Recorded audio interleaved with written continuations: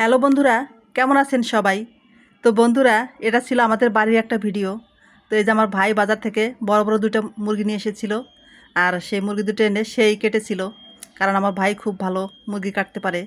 সে এত সুন্দর করে মুরগি কাটে, মানে আধা ঘন্টার ভিতরে সে 4-5 কেজি মুরগি কাটতে পারে।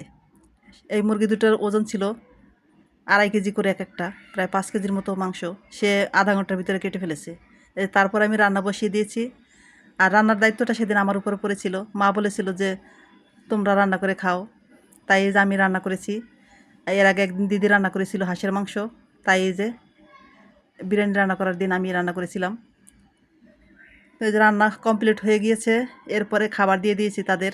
আর রান্নাটা কিন্তু দেখতে কিন্তু অসাধারণ হয়েছে, আর খেতেও কিন্তু ভালোই হয়েছিল। দেখি সবাই কি বলে, আমার ভাগ্নেরা, তারপর আমার ছেলে। কেমন হয়েছে বাবা রান্না?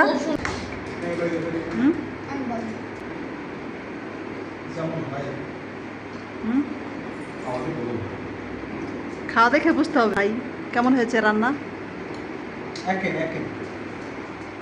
আমার ছোট্ট বাবা কি বলে দেখি, কেমন হয়েছে বাবা? দারুণ। দারুণ? তাহলে তো দারুণই।